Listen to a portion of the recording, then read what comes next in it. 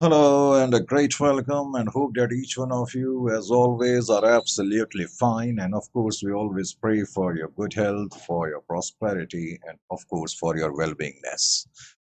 तो ऑन अब इस नोट के साथ हम स्टार्ट करते हैं।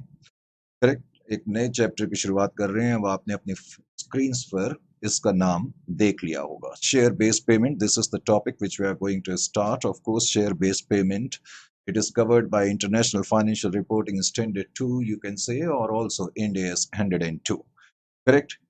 तो शेयर बेस्ड पेमेंट क्या है? अब ज्यादा टाइम मैंने वेस्ट नहीं करा। पहले तो बस मैं इतना कहूंगा, इट्स एन इम्पॉर्टेंट चैप्टर, और लेटली एक्चुअली इसमें कुछ चेंजेस आए हैं, तो इसीलिए इस चैप्टर को हम थोरोली रिवाइज कर रहे हैं। And that is the main reason for re recording this particular chapter in its entirety. Correct. तो share based payment, Ind AS 102। तो शेयर बेस्ड पेमेंट में सबसे पहले तो मैंने कई बार नोट करा है कि बहुत से बच्चे जो है ना, उनको शेयर बेस्ड पेमेंट का जो मीनिंग है वो ठीक तरीके से क्लियर नहीं है। इनफैक्ट बहुत से लोगों को शेयर बेस्ड पेमेंट का मीनिंग जिस तरीके से क्लियर होना चाहिए वो नहीं है। शेयर बेस्ड पेमेंट का नाम सुनते ही लोगों को ये लगता है कि शेयर बेस्ड पेमेंट का मतलब है कि पेमेंट शेयर्स में हो रही है। ऐसा नहीं है। तो सबसे पहले तो मैं यही बताने की कोशिश कर रहा हूँ कि शेयर बेस्ड पेमेंट्स का बेसिकली मतलब क्या है। Let's have a look. Correct. और बहुत डीपली हम जरा इसको देखेंगे, नो डाउट अबाउट दैट। कोई भी चीज को जब देखना हो तो बहुत विस्तृत रूप से, बहुत गहराई से उसको देखना पड़ता है। तो लिखने के लिए पहले तैयार हो जाओ। कहने का मेरा आशय ये भी है, ये नहीं है कि लिखना नहीं है, जो लिखेगा नहीं उसको प्रॉब्लम होगी। व्हाट एग्जैक्टली, तो पहला टॉपिक है कि what exactly share based payment are. What exactly share based, बड़ा लंबा वर्ड है, अब इसको शॉर्ट करना ही पड़ेगा। What exactly share based payments are. तो शेयर बेस्ड पेमेंट्स हैं क्या? लो जी। तो हकीकत में शेयर बेस्ड पेमेंट्स क्या हैं, ये मतलब समझाने के लिए मैंने कुछ इस तरीके से आपको समझाया। करेक्ट। आइए ध्यान से मेरी बात को नोट करें। मान लेते हैं कोई एंटिटी है, कोई एंटिटी है E1, और एक एंटिटी है, एंटिटी क्या है, एक पार्टी है, सप्लायर।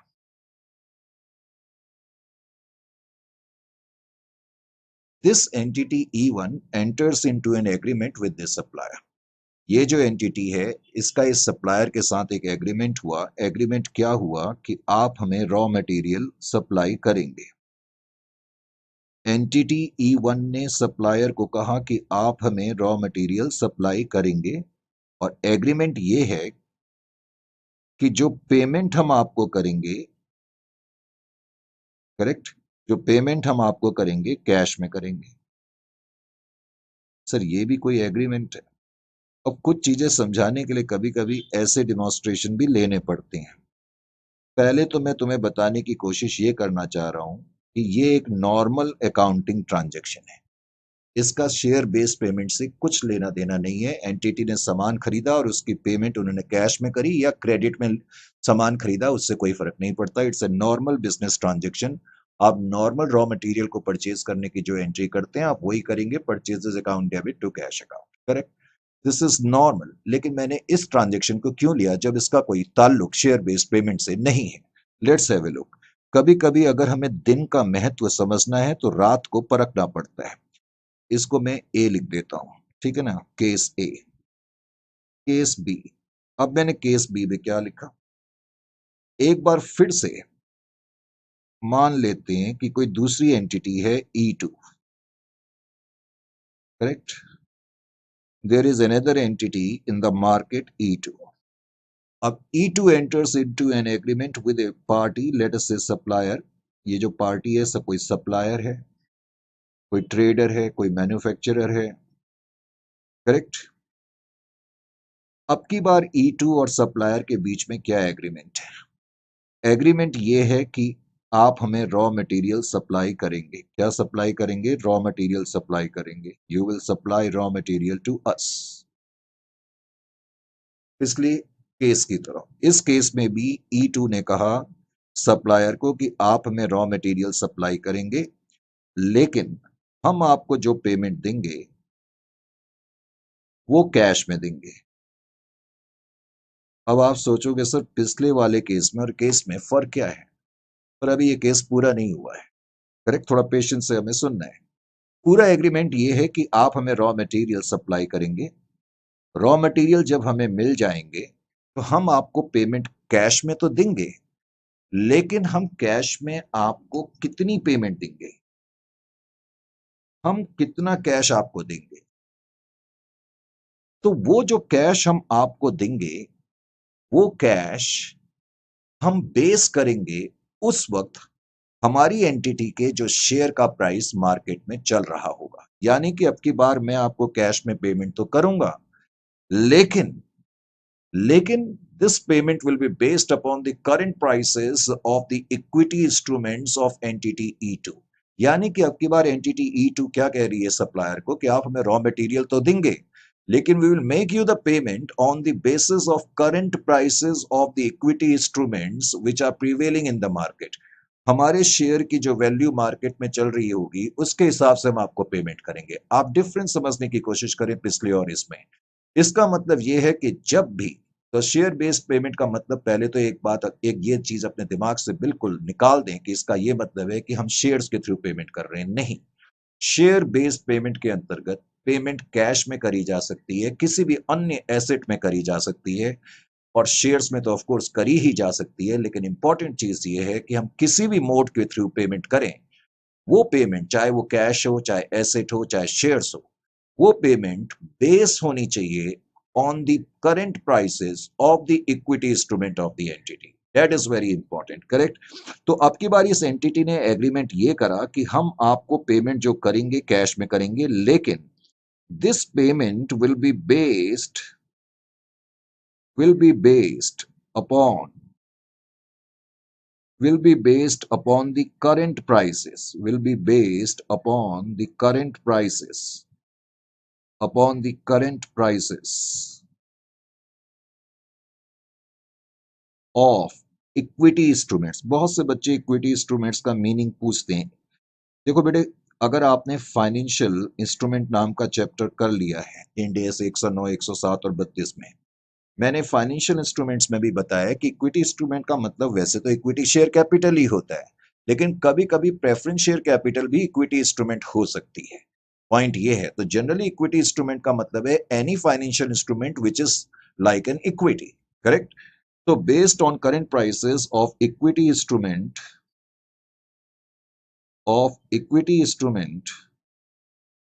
अब ये इक्विटी इंस्ट्रूमेंट वर्ड भी बार बार आएगा तो इसके लिए मैं ना EI यूज करूंगा, correct? Based upon the current prices of equity instruments of E2। अब की बार एग्रीमेंट ये है, तो इसका मतलब दिस ट्रांजेक्शन, ये जो ट्रांजेक्शन है, this transaction will fall under IFRS 2, correct? जब मैं IFRS 2 बोलूं तो इसका मतलब इंड AS 102। तो ये जो ट्रांजेक्शन है, this transaction will be considered as share based payment transaction. क्यों? क्योंकि इसमें जो मोड ऑफ पेमेंट है that is based upon the current prices of the equity instrument. लेकिन कहानी अभी यहीं तक खत्म नहीं होती, हम धीरे धीरे आगे बढ़ रहे हैं। सी, अब मैंने एक और केस लिया, करेक्ट? अब की बार केस में मैंने क्या लिखा कि there is an entity by the name of E3। अब की बार E3 नाम की कोई एंटिटी है, correct? This entity enters into an agreement with its employees। अपने ही किसी एम्प्लॉय से इनका एक एग्रीमेंट हुआ, किसी एक एम्प्लॉय से एग्रीमेंट हुआ, करेक्ट? ये एंटिटी है, ये इसका एम्प्लॉय है। इन दोनों के बीच में क्या एग्रीमेंट है कि ये जो एम्प्लॉय है हमें कुछ टेक्निकल नो हाउ देगा। TECHNICAL, technical know how. बेटे, नो हाउ का मतलब होता है तकनीक, टेक्निकल नो हाउ। तो एग्रीमेंट यह है कि employ will supply technical know how, correct? कुछ उसके पास तकनीक होगी, कोई he might be a very expert employ. तो एंटिटी ने कहा कि आप हमें अपना ये टेक्निकल नो हाउ दे दो और इसके बदले में हम आपको कुछ पेमेंट करेंगे। लेकिन ये जो पेमेंट करेंगे हम कैश में करेंगे। लेकिन वंस अगेन अब की बार देखो एंटिटी क्या कह रही है, ध्यान से सुने, ये मत सोचना कि ये दोनों भी सेम है। अब की बार एंटिटी कह रही है एम्प्लॉय को कि will make the payment in cash, but ये जो प्राइस, ये जो कैश होगा, it will be based,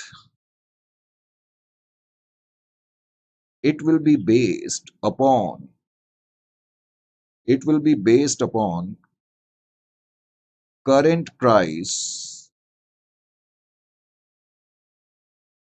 of equity instrument, EI, equity instrument of the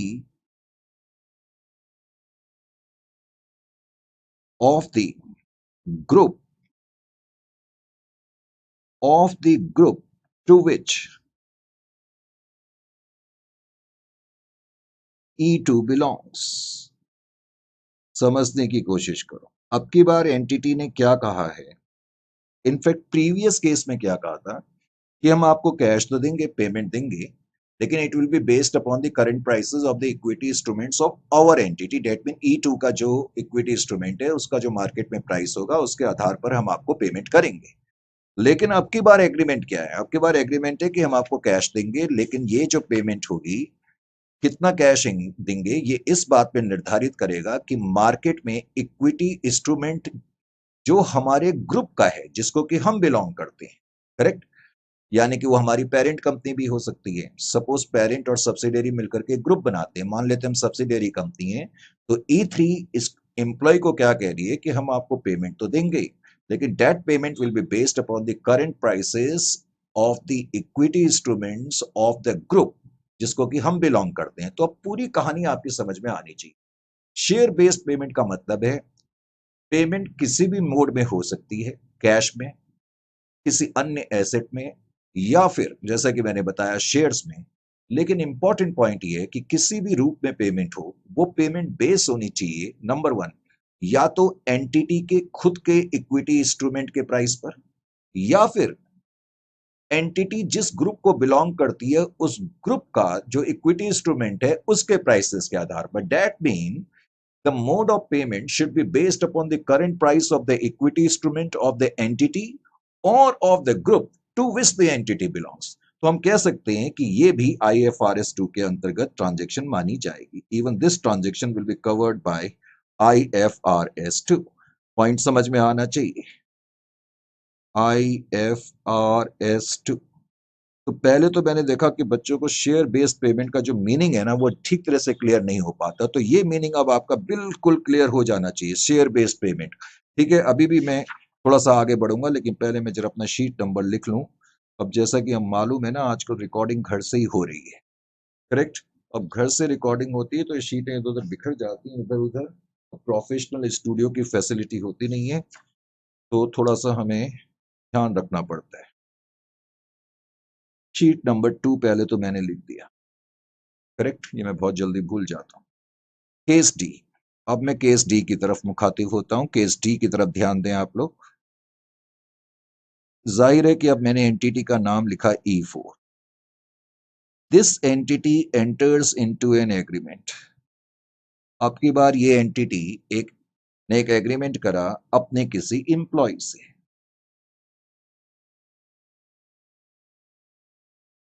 correct. Share based payment के लिए जरूरी है कि एग्रीमेंट किसी थर्ड पार्टी से हो। अब थर्ड पार्टी के अंदर कौन कौन सी पार्टी हो सकती है, कोई सप्लायर भी हो सकता है, कोई ट्रेडर भी हो सकता है, कोई मैन्युफैक्चरर भी हो सकता है, और इवन एम्प्लॉयज भी हो सकते हैं। ध्यान रखना है कि employees will also be considered as third party. Is it clear to you? तो this entity enters into an agreement with one of its employee. अब एग्रीमेंट क्या है, पहले तो ये एग्रीमेंट क्यों हो रहा है, क्योंकि ये जो एंटिटी है ना इसको बड़ा डर लग रहा है। सर डर किस चीज का लग रहा है? क्योंकि ये एम्प्लॉय जो है बहुत डेडिकेटेड है, हाईली इंटेलिजेंट है, बहुत हार्ड वर्किंग है, एंड रेजोल्यूटली डिटरमिन्ड आदमी है। रेजोल्यूटली डिटरमिन्ड का मतलब है एक बार अगर उसने किसी चीज को ठान ली तो उस चीज को वो करके ही रहता है। मार्केट में इस एम्प्लॉय की बड़ी डिमांड है, और मार्केट में जो राइवल फर्म्स हैं वो इस एम्प्लॉय को चाहती हैं कि वो उनके ऑर्गेनाइजेशन में आ जाए, इसीलिए इस एंटिटी को डर है कि ये एम्प्लॉय कभी भी हमें छोड़ के जा सकता है। हालांकि ये एम्प्लॉय की क्रेडिटेबिलिटी बहुत हाई है, इसकी विश्वसनीयता बहुत ज्यादा है, जैसे कि मैंने कहा क्रेडिटेबिलिटी का मतलब विश्वसनीयता, तो इसीलिए मार्केट में इसकी डिमांड भी बहुत ज्यादा है। तो खास तौर से जो स्टार्टअप एंटिटीज होती हैं उसमें एम्प्लॉइज टर्नओवर रेशियो बहुत हाई होता है। उसका कारण यही होती है कि राइवल फर्म्स जो है हमेशा बाज की तरह पीछे पड़ी रहती है। तो ये एंटिटी को बड़ा डर है कि कहीं ये एम्प्लॉय हमें ना छोड़ जाए। तो इस एंटिटी ने एक तरकीब निकाली। इस एंटिटी ने इस एम्प्लॉय से एक एग्रीमेंट करा। क्या एग्रीमेंट करा? कि आप हमारे ऑर्गेनाइजेशन में एटलीस्ट 5 साल तक, 4 साल तक या एक पर्टिकुलर पीरियड तक रहेंगे। लेट अस से एग्रीमेंट ये है कि employ shall shall serve the organization. Employee shall serve the organization for चलो 3 years कर लेते हैं कि आप हमारे ऑर्गेनाइजेशन में एटलीस्ट 3 साल तक रहो। अगर आप हमारे ऑर्गेनाइजेशन में 3 साल तक स्टे कर जाओगे, करेक्ट, तो हम आपको 3 साल के पीरियड के खत्म होने के बाद में हम देखेंगे, इस 3 साल के पीरियड को हम वेस्टिंग पीरियड भी कहेंगे, लेकिन बात का अभी विषय है, अभी आप फिलहाल आगे ध्यान ना दें, जो मैं पॉइंट बता रहा हूं सिर्फ उस पर ध्यान दें। एम्प्लॉय से कहा गया कि आप एक पर्टिकुलर टाइम पीरियड तक हमारे पास रहें, एग्रीमेंट ये है, और उस पीरियड के समाप्त होने पर एंटिटी ने कहा कि we will allot you equity instrument.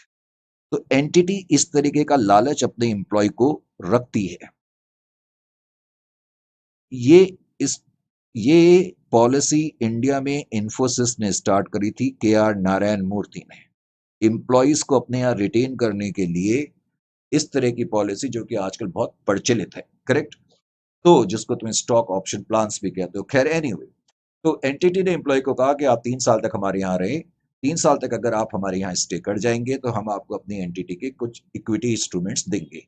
लेकिन सिर्फ कहानी यहीं तक नहीं है, हम जो इक्विटी इंस्ट्रूमेंट आपको देंगे it will be based, important चीज ये है, चाहे पेमेंट कैश में हो या किसी अन्य एसेट में या इक्विटी इंस्ट्रूमेंट्स में, लेकिन इंपॉर्टेंट चीज मैं आपको बार बार कह रहा हूं वो यही है कि ऑन द बेसिस ऑफ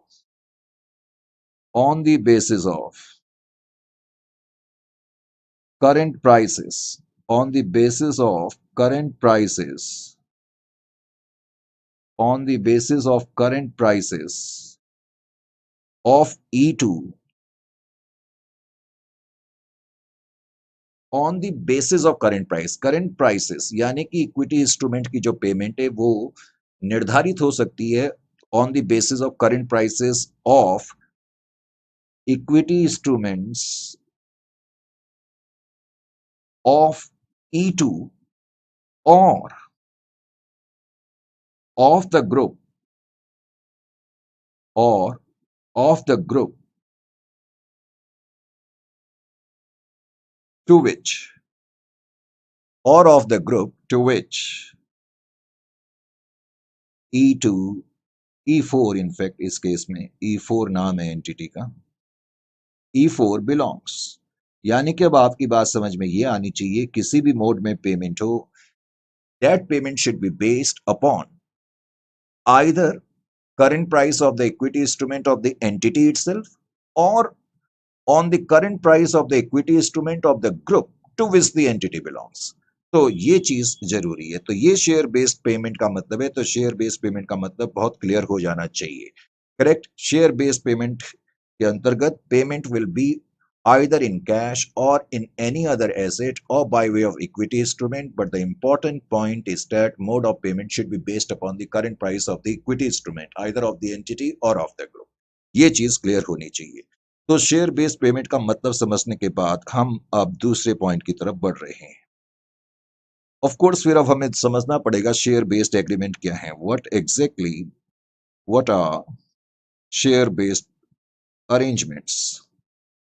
अब एक टर्म हम यूज करेंगे शेयर बेस्ड अरेंजमेंट, क्योंकि स्टैंडर्ड जो है ये वर्ड यूज करता है, तो हम भी अरेंजमेंट यूज करेंगे। हालांकि यहाँ अरेंजमेंट का मतलब एक तरीके से एग्रीमेंट ही है, शेयर बेस्ड अरेंजमेंट।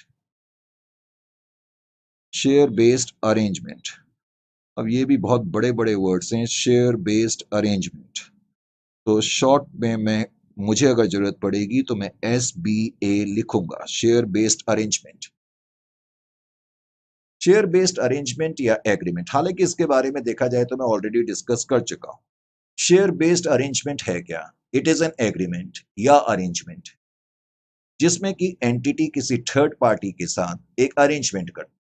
अरेंजमेंट क्या करती है कि आप हमें या तो गुड्स देंगे या सर्विस देंगे और बदले में हम आपको कुछ पेमेंट देंगे, लेकिन जो पेमेंट होगी वो पेमेंट, जैसे कि मैं बार बार कह चुका हूं, या तो कैश में होगी या किसी अन्य एसेट में होगी या फिर क्या बोलते हैं इक्विटी इंस्ट्रूमेंट्स के आधार पर होगी। लेकिन पॉइंट क्लियर ये है कि वो पेमेंट्स बेस्ड होनी चाहिए on the current prices of the equity instrument of the entity या फिर of the group to which the entity belongs. तो शेयर बेस्ड अरेंजमेंट हम कह सकते हैं इज शेयर बेस्ड अरेंजमेंट, इसको मैं ऐसे लिख देता हूं, share based arrangement, correct, is an arrangement, is an arrangement.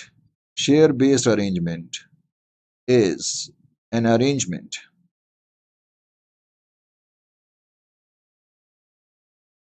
तो ये एक तरीके का अरेंजमेंट है। किस तरीके का अरेंजमेंट है, जरा ये भी आपको स्टैंडर्ड के अनुसार मालूम होना चाहिए। ये अरेंजमेंट देखो ध्यान से, एंटिटी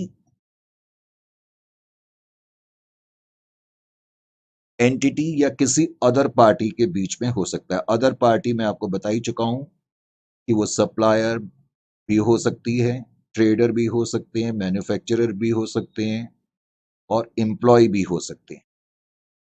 तो शेयर बेस्ड अरेंजमेंट या एग्रीमेंट एक तो एंटिटी और अदर पार्टी के बीच में हो सकता है, या फिर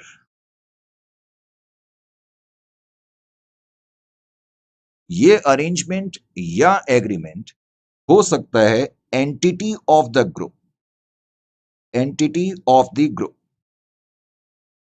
एंटिटी ऑफ द ग्रुप। कोई ग्रुप है, जैसे एक पेरेंट है और उसकी 3 सब्सिडियरीज हैं, S1 S2 S3। भाई पेरेंट S1 S2 S3 हम मिलाकर के क्या बोलेंगे? ग्रुप बोलेंगे ना। तो मैंने कहा ये एग्रीमेंट एक तो सीधा एंटिटी या अदर पार्टी के बीच में हो सकता है, या ग्रुप की किसी एंटिटी और अदर पार्टी के बीच में हो सकता है। ग्रुप की किसी एंटिटी और अदर पार्टी के बीच में ये एग्रीमेंट हो सकता है, other party.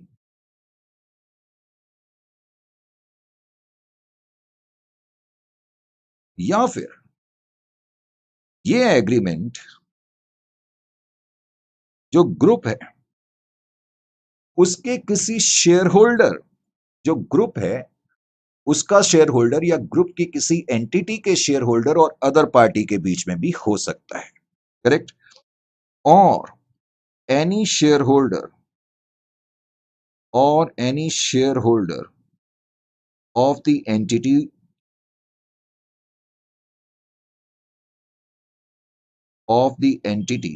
of the group,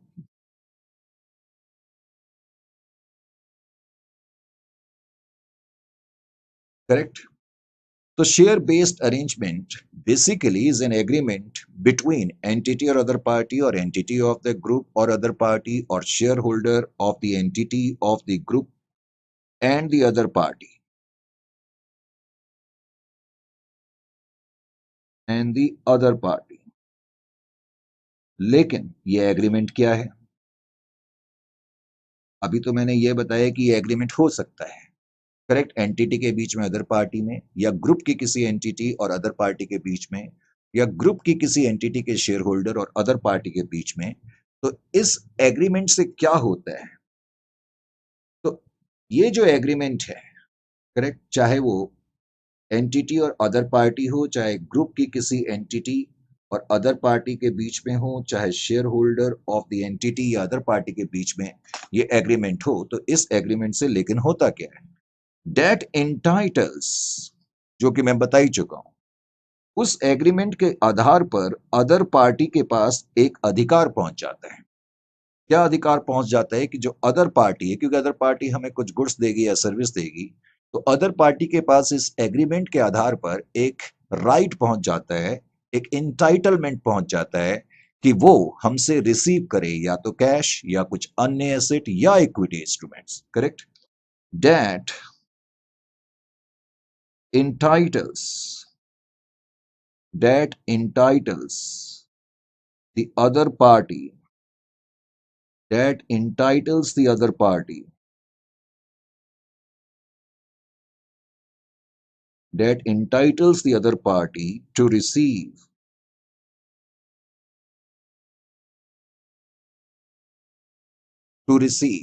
correct? क्या? To receive cash or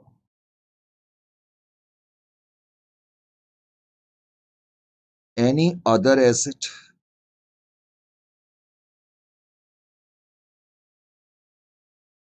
or equity instruments or equity instruments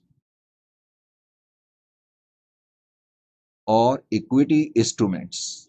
अब पॉइंट ये है कि जो इक्विटी इंस्ट्रूमेंट्स हम दे रहे हैं, करेक्ट, इस एग्रीमेंट के बल पर हम जो पेमेंट करेंगे कैश में या अन्य एसेट में या किसी इक्विटी इंस्ट्रूमेंट में, और equity instruments of the entity, entity अपने इक्विटी इंस्ट्रूमेंट्स भी दे सकती है ऑफ द एंटिटी,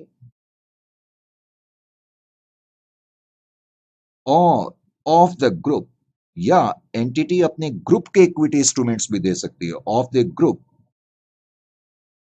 टू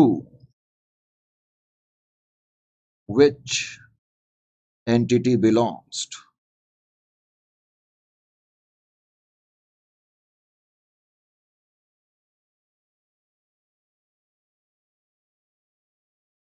लेकिन मेन पॉइंट वो यही है कि जो ये पेमेंट होंगी, that payment should be based upon अब मेरी ये शीट खत्म हो गई है इसलिए मेरे को नेक्स्ट शीट में जाना पड़ेगा, करेक्ट? लेकिन इंपॉर्टेंट पॉइंट जैसा कि मैंने कहा कि ये जो पेमेंट होगी, that payment should be based upon the current prices of the equity instruments और of the group to which the entity belongs. तो मैं लिख दूं, ठीक इसी के नीचे मैं लिख रहा हूँ, इसलिए शीट को मेरे को रखना पड़ रहा है ऐसे। अब थोड़ा सा ना यहाँ पर मैं बता ही चुका हूँ प्रोफेशनल स्टूडियो नहीं है, तो थोड़ा सा हमें इस तरह से मेक शिफ्ट अरेंजमेंट करना पड़ रहा है। हाँ जी, बेस्ड अपॉन, आप लिख लें, based upon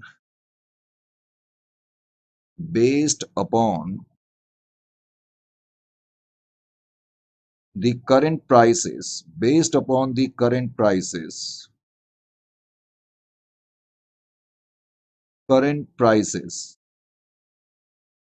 of equity instruments,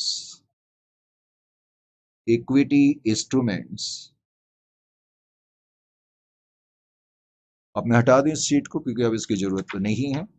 तो based upon the current prices of the equity instruments of the entity or of the group to which the entity belongs, equity instruments of the entity or of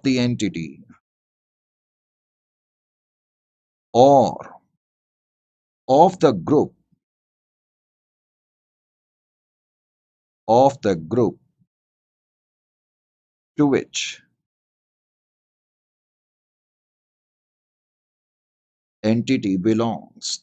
to which entity belongs,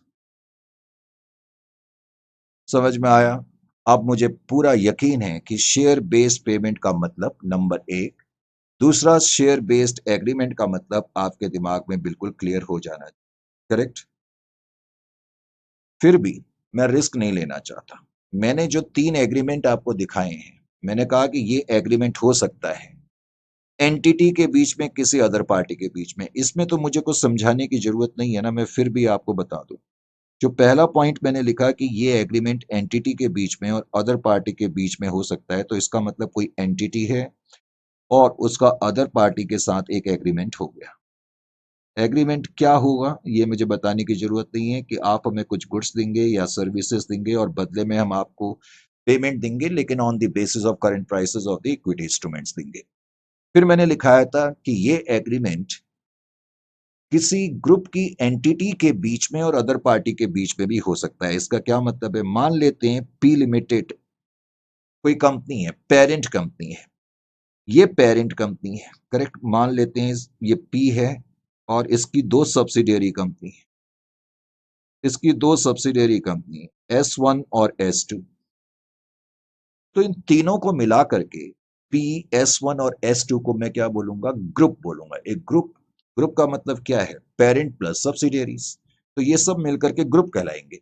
अब मान लेते हैं इस group की कोई entity है, चाहे वो S1 हो या S2, तो इसका मतलब शेयर बेस्ड एग्रीमेंट ग्रुप की किसी एंटिटी के बीच में और अदर पार्टी के बीच में भी संभव है। Other party, is it clear to you? ये पॉइंट समझ में आ गया जो पॉइंट मैं आपको बताने की कोशिश कर रहा हूं? तो मान लेते हैं कि S2 और किसी पार्टी के बीच में एग्रीमेंट हुआ कि आप हमें गुड्स या सर्विस देंगे और बदले में हम आपको पेमेंट देंगे on the basis of current prices of equity instruments. तो इसका मतलब ये शेयर बेस्ड एग्रीमेंट के अंदर आएगा। फिर मैंने तीसरे पॉइंट में बताया कि ग्रुप के किसी शेयर होल्डर या ग्रुप की एंटिटी के किसी शेयर होल्डर के बीच में और अदर पार्टी के बीच में भी ये एग्रीमेंट हो सकता है। तो ये वही पॉइंट है जो मैंने अभी आपको बताया। मान लेते हैं पी लिमिटेड नाम की कोई कंपनी है, S1 लिमिटेड और S2 इसकी सब्सिडियरीज हैं, करेक्ट? S1 और S2 इसकी सब्सिडियरीज हैं। ये सब मिलकर के क्या बनाएंगी? एक ग्रुप बनाएंगी।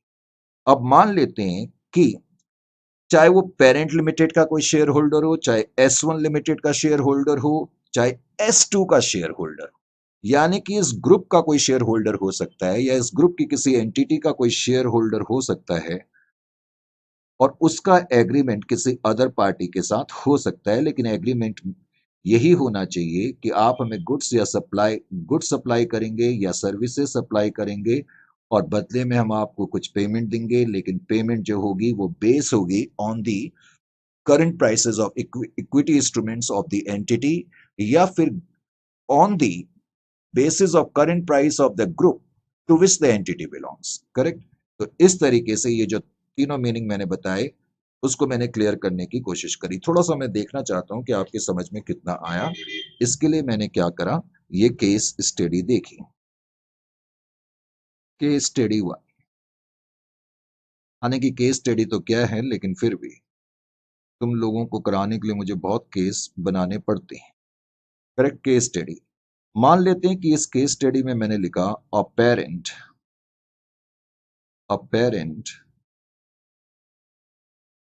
Issues apparent issues share options. बेटे शेयर ऑप्शंस का मतलब सिंपल वर्ड्स में शेयर ही, share options to the apparent issues share options to the employees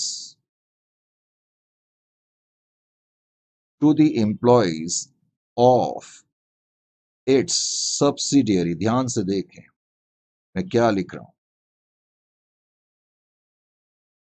subsidiary company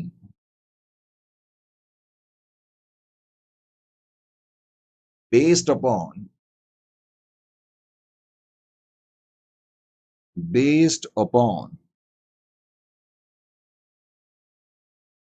the prices based upon the prices of shares of parent।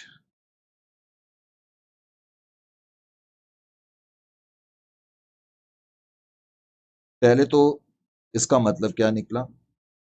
एक parent limited नाम की parent है P, इस parent ने क्या करा?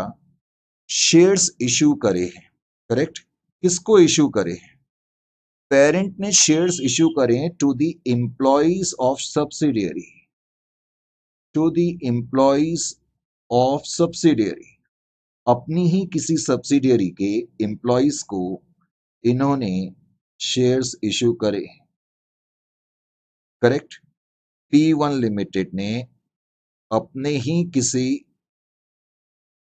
सब्सिडियरी कंपनी के एम्प्लॉइज को शेयर्स इशू करे। Is it clear to you और not? It will be considered as share based payment transaction. पहले तो ये पॉइंट समझ में आना चाहिए, यानी कि it will be covered under end S 102 या IFRS 2। जब भी मैं IFRS 2 लिख रहा हूं तो इसका मतलब इंड एस 102। बात समझ में आई कि नहीं आई? इसी तरह से मैं एक और चीज आपको बताने की कोशिश कर रहा हूं। Case study 2।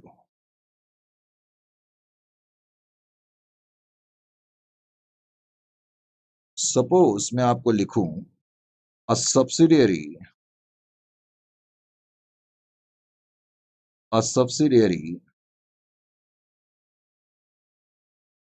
issues share options to its employees based upon based upon based upon the prices based upon the prices of shares of parent। अब की बार क्या है कि सब्सिडियरी कंपनी ने S1 ने पहले तो अपने ही एम्प्लॉय को शेयर्स इश्यू करे, नंबर वन। करेक्ट। लेकिन जो सब्सिडियरी कंपनी ने ये शेयर्स अपने एम्प्लॉय को इश्यू करे हैं, correct, these shares are based upon the prices of the shares of the entity to which of the group to which this entity belongs। यानी कि हमने जो शेयर्स अपने एम्प्लॉयज को बिलोंग करे हैं वो आधारित हैं करंट प्राइसेस पर of the shares of the parent. बात समझ में आई? ऐसा हो सकता है। तो even this particular transaction is covered under IFRS 2। Actually दोनों क्वेश्चन में डिमांड यही है कि क्या ये शेयर बेस्ड पेमेंट के अंदर आएंगी या नहीं आएंगी। Yes, surely both this transaction will fall under IFRS 2। इसमें तो किसी तरीके का डाउट नहीं है। अब ये शीट नंबर में भूल गया, शायद शीट नंबर 4 था, क्या था, just check the sheet number. मैंने शीट नंबर इतने जल्दी भूल जाते, ये याद है। पता नहीं शीट नंबर क्या है, चलो। अच्छा जी, शेयर बेस्ड पेमेंट क्या है, शेयर बेस्ड एग्रीमेंट क्या है, इनको देखने के बाद अब शेयर बेस्ड ट्रांजैक्शन क्या है जरा ये भी देख लें। थर्ड, शेयर बेस्ड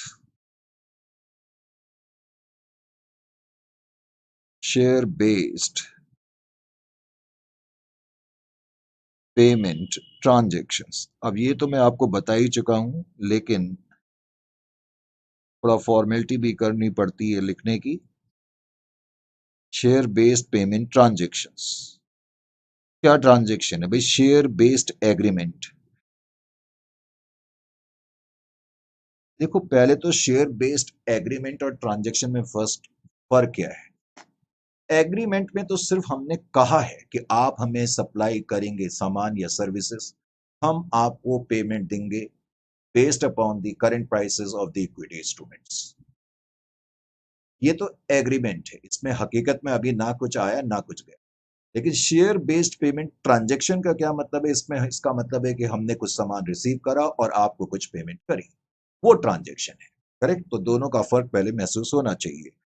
तो अब तुम्हें इसको समझने में कोई प्रॉब्लम नहीं होगी। तो शेयर बेस्ड पेमेंट ट्रांजैक्शन क्या है? एक ऐसी ट्रांजैक्शन जिसके जरिए एक एंटिटी कुछ रिसीव करती है और at the same time because entity कुछ रिसीव करती है तो एंटिटी के ऊपर एक ऑब्लिगेशन आ जाता है कि हमने कुछ पेमेंट करनी है। बस यही ट्रांजैक्शन है। तो share based payment transaction is a transaction is a transaction in which is a transaction in which a entity an entity an entity receives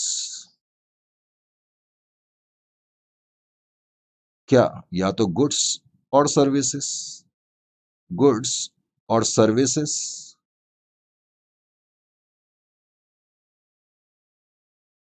from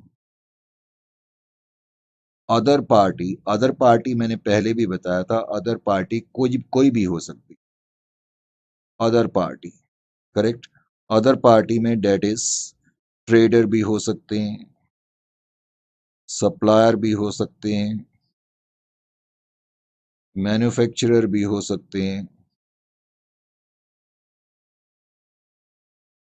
manufacturer, इसमें मैन्युफैक्चरर भी हो सकते हैं,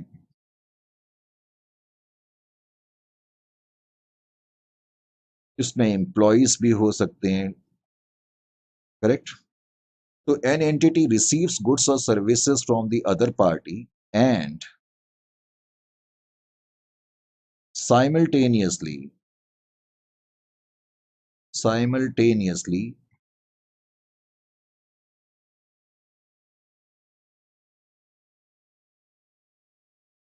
simultaneously incurs an obligation, simultaneously incurs an obligation, incurs an obligation,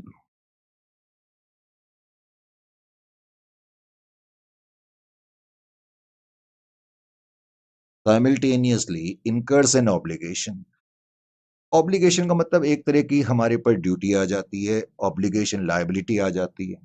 incurs an obligation to settle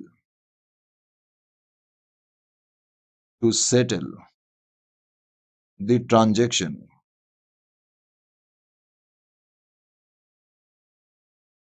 settle the transaction either in cash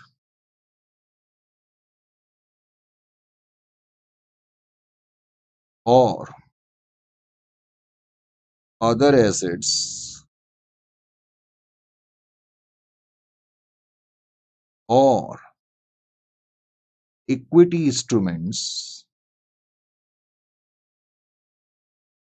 or equity instruments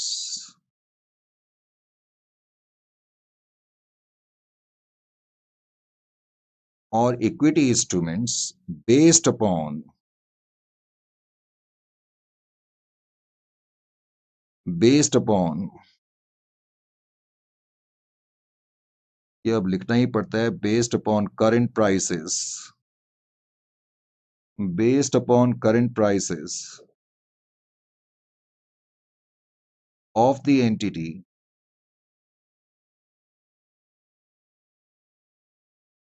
or of the group of the group to which entity belongs, to which entity belongs। तो ये share based payment transaction है। Transaction हमेशा जब कोई चीज हकीकत में होगी तभी ट्रांजैक्शन प्ले में आएगी। एग्रीमेंट तो एक तरीके का सिर्फ बातें हैं, करेक्ट, एक करार है जिसमें हम आपसे कह रहे हैं कि आप हमें सामान देंगे, हम आप पेमेंट करेंगे। अभी हकीकत में कुछ हुआ नहीं है। तो हकीकत ये है कि जब आपका सामान आएगा तो तब मेरे पर एक लायबिलिटी आ जाएगी आपको पेमेंट देने की। तो ये share based payment transaction, correct.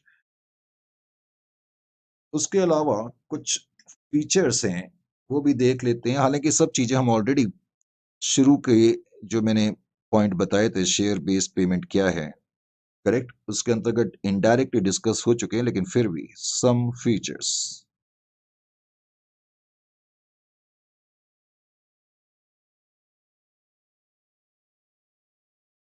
अब सम फीचर से मेरा मतलब क्या है?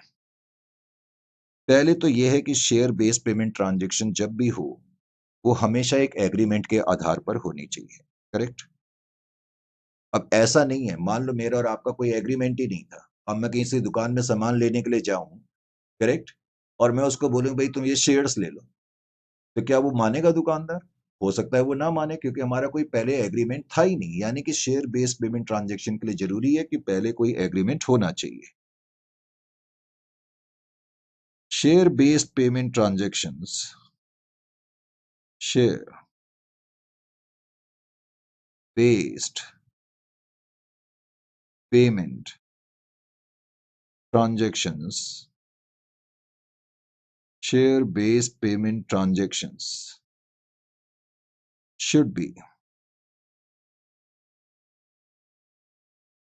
should be formed with an agreement, natural सी चीज। इसमें प्रॉपर एग्रीमेंट होना चाहिए एंटिटी के बीच में और अदर पार्टी के बीच में, तभी share based payment transaction possible हो सकती है। आप डायरेक्टली कोई चीज जाकर के थोड़ी सेटल कर सकते हैं इक्विटी इंस्ट्रूमेंट्स में। एक और पॉइंट है कि जो शेयर बेस्ड पेमेंट एग्रीमेंट है उसकी terms and condition must be clearly communicate होनी चाहिए। Terms and conditions, terms and conditions,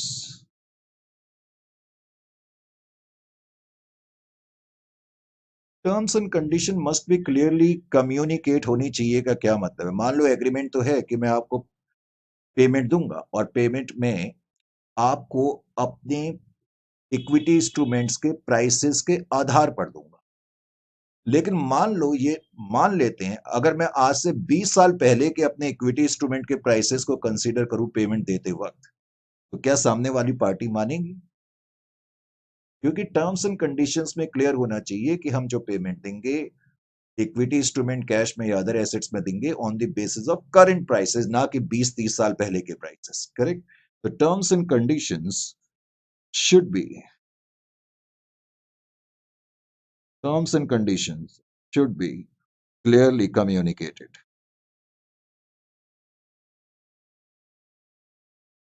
Clearly communicated.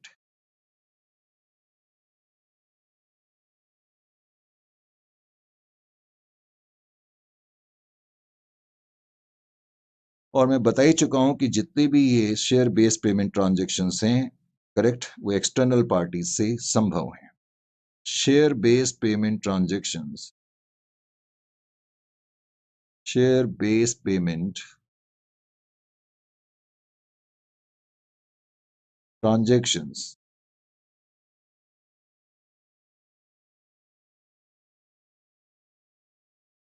should be for goods and services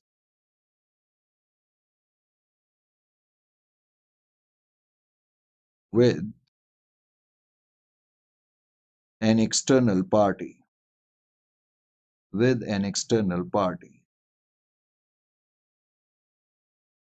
और एक्सटर्नल पार्टी कौन होती है वो मैं तुम्हें अभी लिखा चुका हूं, traders, manufacturers, suppliers etcetera. Correct?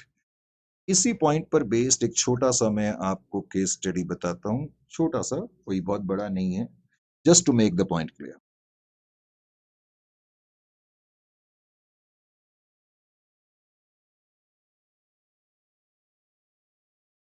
Correct? Just to make the point clear, E1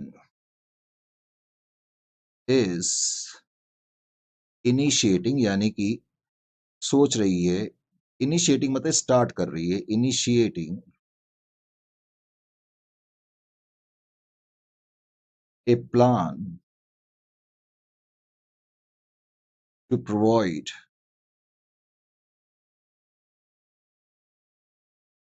equity instruments to provide equity instruments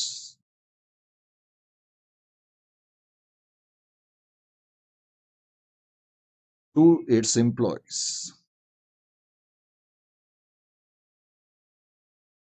But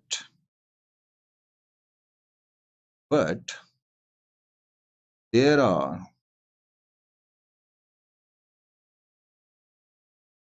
some terms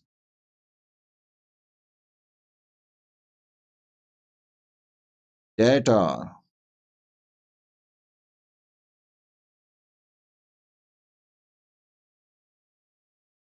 yet to be communicated.